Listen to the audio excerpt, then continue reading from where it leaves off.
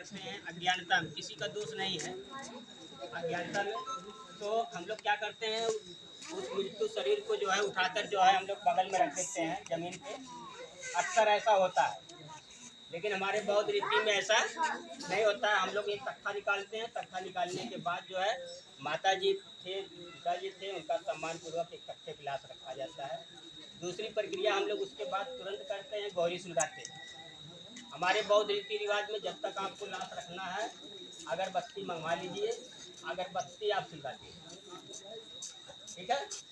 तीसरी बात हम लोग ये जो है, जब हम किसी को सूचना देते हैं, मरने की सूचना देते हैं, तो उनको हम लोग जो है एक चीज़ और बता देना चाहिए उस समय नात रिश्तेदार को, भैया हमारे दरवाजे पे इतने समय आइए। इसलिए कि हम लोगों ने देखा है कि जब मरने की सूचना लोग पाते हैं, तुरंत फ्लोरो करते हैं, ऑटो करते हैं, आपके दरवाजे पर आ जाते हैं।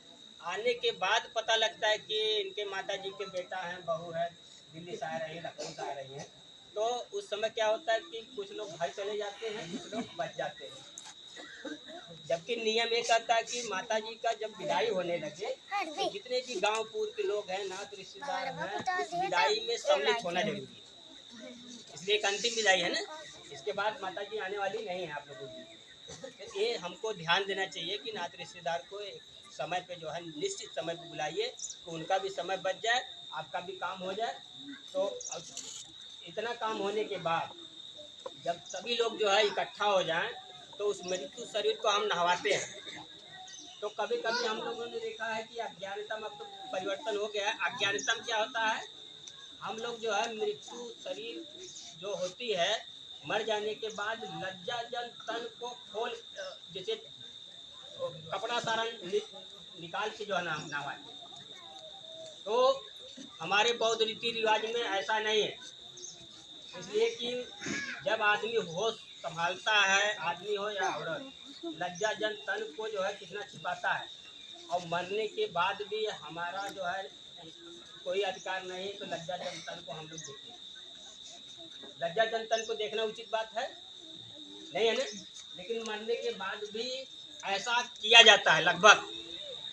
तो आप लोग भी ये ध्यान दीजिए, महिलाएं हैं, महिलाओं का लज्जाजन तन जो है कंधे से लेके ठेवनी तक होता है। घर की एक साड़ी लीजिए, साड़ी से यहाँ तक ढक दीजिए। फिर उसके बाद नीचे का कपड़ा महिलाएं निकाल लेंगी। निकालने के बाद बढ़िया पानी से, साफ पानी से पानी डालेंगे और नीचे से साबुन लगा लगा के उलट पलट आप नहवाइए। लेकिन हमको जो है ये ध्यान देना चाहिए कि लज्जाजन तन जो है दिखाई नहीं देना। फिर एक महिलाओं के लिए हो या पुरुष के लिए अंदर का कपड़ा आता है, और एक 5 मीटर 5.5 मीटर बाहर का कपड़ा आता है। उस कपड़े को महिलाएं पहनाएंगी। पहनाने के बाद जो है जब आपका काम खत्म हो जाए, और महिला हो या पुरुष हो, तख्ते पे ही नहवाना है और तख्ते पे ही लाश को सजाना है।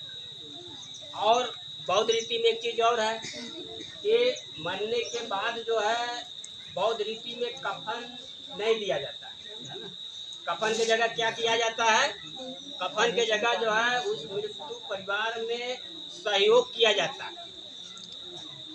इसलिए कि बहुत सारे लोगों की स्थिति एक बराबर तो रहती नहीं है। अब मृत्यु किसी के घर में बता के नहीं आती है, तो उस समय जो है क्या होता है कि कोई लंबे समय से बीमार है, मृत्यु हो गया, तो पता लगा कि उसके परिवार में एक पैसा नहीं है। और जो आप कफन देते हो, वो कफन जो है जो चीता तक लोग जाते हैं, चीता लग जाती है, लाश जलने लगती है। जो परिवार के द्वारा जो कफन आता है सफेद वाला, वही चीता पे जलता है। बाकी सारे कफन जो है बेकार हो जाते हैं, या तो बहा दिया जाता है, या तो फेंक दिया जाता है, या तो जला दिया जाता है। उस कफन का कोई मतलब नहीं होता है। और न तो मृत्यु शरीर को काम आया, न तो परिवार को काम आया। और जो है परिवार के द्वारा जो कफन दिया जाता है वही जो है उस समय चीता पे जलता है। इतना होने के बाद जो है हम लोग जब लाश को मिट्टी देते हैं, जो मिट्टी देते हैं हम लोग जो है, एक फूल आया हुआ है, सभी लोगों के हाथ में फूल चला जाएगा। आपको फूल जो है जहाँ से महिलाएं हैं वापस आएंगी, वो फूल जो है थोड़ा आप लीजिएगा, थोड़ा सा बचा लीजिएगा। वहीं से आप जो है माता जी के चरणों में चढ़ा के, शरीर को किसी भी अंगूर चढ़ा के आप आएंगे। और उसके बाद जो है लाश को जब हम ले जाएंगे, तो बौद्ध रीति रिवाज में एक शब्द बोला जाता है कि जीवन मरण सत्य है। ये पृथ्वी पे जिसका जन्म हो गया है उसका मरना तय है। ये प्राकृतिक का नियम है, विधि का विधान है, कोई टाल नहीं सकता। तो हमको जो है क्या करना है, बोलना है जीवन मरण सत्य है। और दूसरी बात हम लोग बोलेंगे, हे मानव तू मुख से बोल, तो आप लोग बोलेंगे बुद्धं शरणं गच्छामि। फिर उसके बाद दूसरा आदमी बोलेगा हे मानव तू मुख से बोल, तो आप लोग बोलेंगे धम्मं शरणं गच्छामि।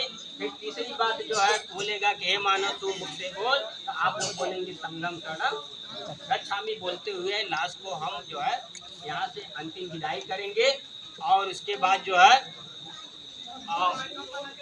ये लास्ट से पहले परिवार के द्वारा देखिए 5 मोमबत्ती या दीपक जलाया जाएगा माता जी के सम्मान में। और उसके बाद जो है बुद्ध वंदना श्रीशरण पंचशील, जो बौद्ध रीति रिवाज का जो है पाली भाषा में पूजा है, उसको करा के हम लोग लास्ट ले जाएंगे। और उसके बाद जो है